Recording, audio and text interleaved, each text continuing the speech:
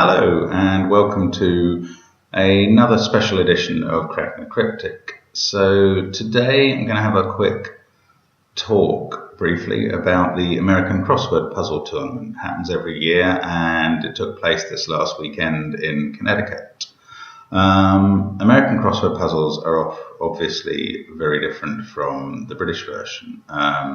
They typically have no cryptic clues, no unchecked squares, and it's therefore a very different style of puzzle. And American crossword solvers have become obviously very adept at their style of puzzle. So it's also very popular, and the competition is done in a very interesting format.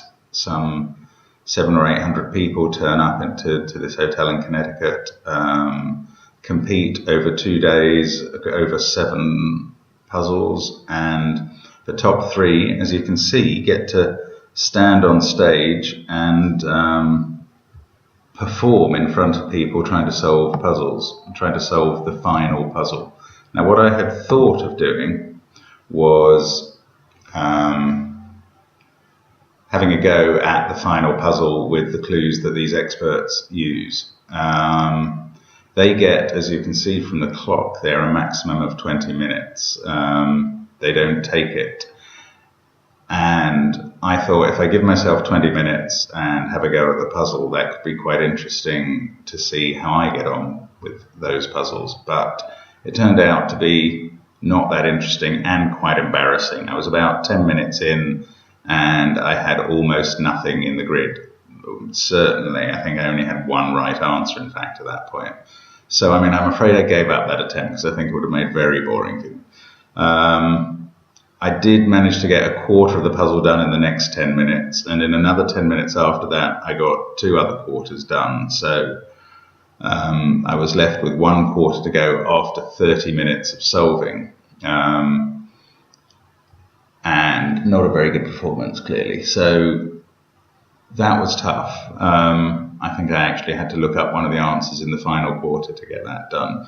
As you can possibly see on this video, and I do urge you to look up this video, I'll probably post a link on the site in the comments under here. So it was a very interesting final. The guy in the middle with the big hair is called Eric Agard, and he'd taken a very slight lead into the final, but so he gets about a 5-second advantage, which isn't very much at all. But the guy on the left, Dan Fair, is the 7 times winner of the American Crossword Puzzle Tournament, including, I think, 5 in a row and then another couple, maybe 6 in a row and then 1 more. So, and the current holder. So he was very much, I think, the favourite for this. But in fact, and you can either see, or if you watch the video, you will be amazed. You can't see the clues, but you can hear some commentary, that Eric finished in 5 minutes to become the champion. All correct. And I mean,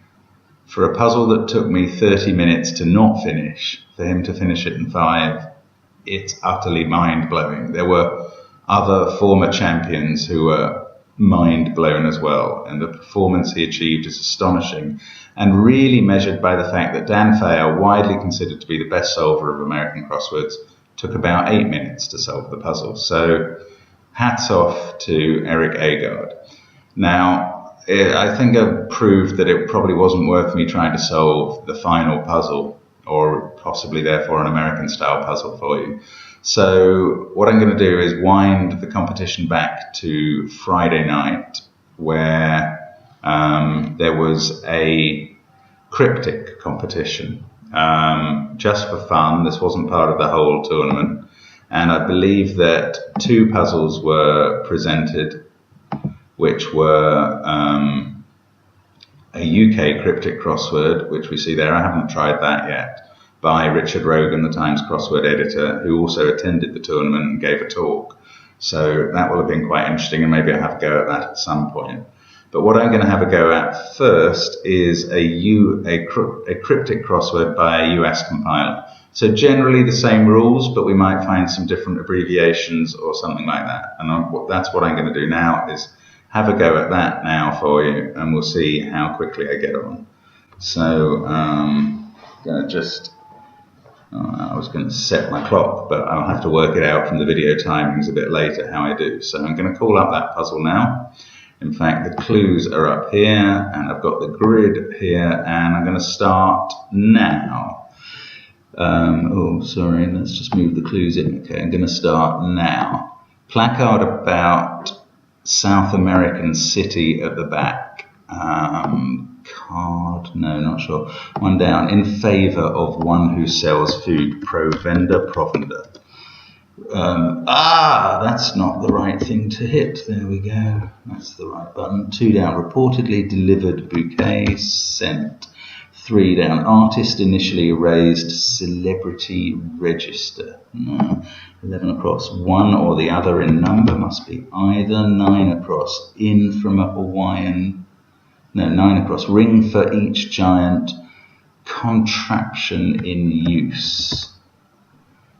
Operation or operative? I don't quite know what that's getting at for the finish. Placard, poster about South American city at the back. Posterior. Rio's involved there. Oh yeah, it's inside it. 3 down. Artist, initially enameler. Erased. Name, celebrity. I think it's enameler. 4. Goddess exists, lives, is. 5. Group of soldiers. Let, soldier and me. Regiment. To rent is to let, so that's operating. 12 with an M. Beginning to move, cooked slowly and plunged into water. Immersed, which is simmered with the beginning moving. 13. Particular editor flipped over last part. Detail. 15. Hint in one poem the exact opposite. Antipode. Tip in an ode. 6 down. Fuss about love. Edu. 7. 1. Leaving railways. Left ship. No. 8. Funny fellow swallowing hot vegetable. Card. 6. Opposed antic. In from a Hawaiian city. Omar is hidden there. So 7 down. 1. Leaving railways. Left ship. Transport. It's got port for left there. 14. Bears are found in 2 groups heading north. 16. Act as mediator. Intercede. Yes, I do.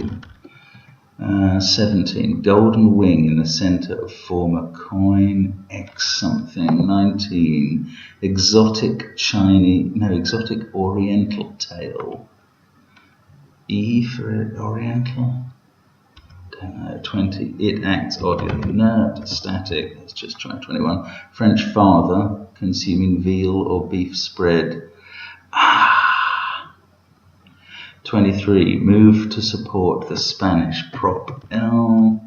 Let's try 26. Provide food for Kitty the Cockney woman. A male in a teepee making amends. Tent, so atonement. 1M. Right. 25 down, little one ending in O. The way to eat cold Mexican food. 24. Quiet bit for the audience. Peace.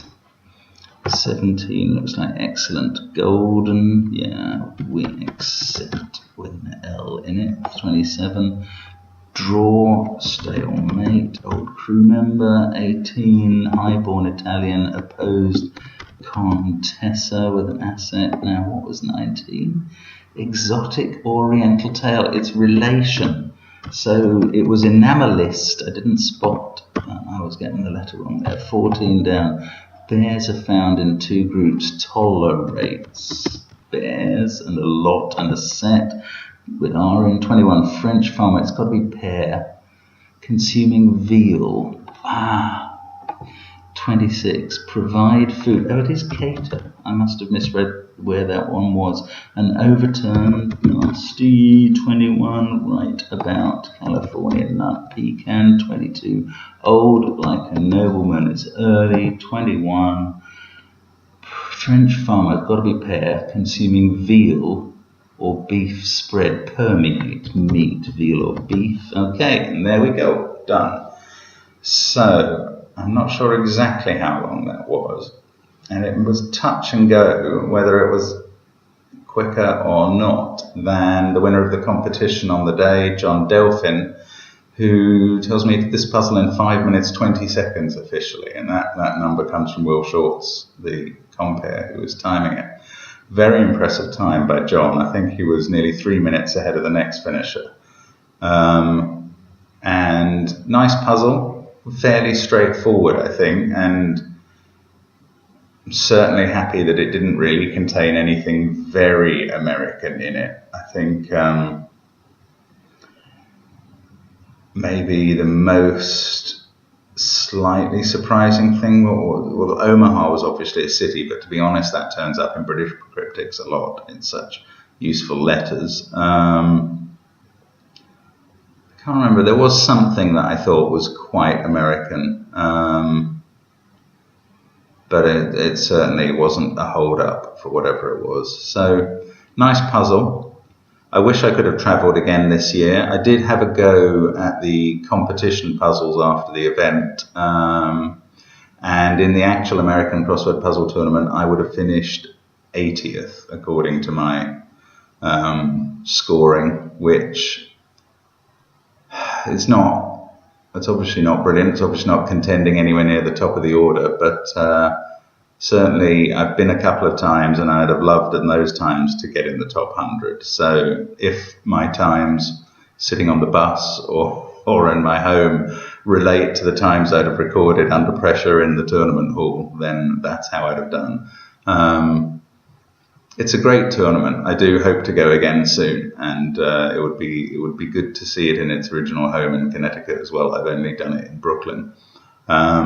So very interesting. Hope you got something out of the cryptic solve here, and I do, as I say, recommend you have a look at the video relating to the finals. There are probably other videos for the B and C competition finals for people with less tournament experience, but I haven't seen those yet. So thanks for watching. I hope to see you again on Cracking the Cryptic. Bye now.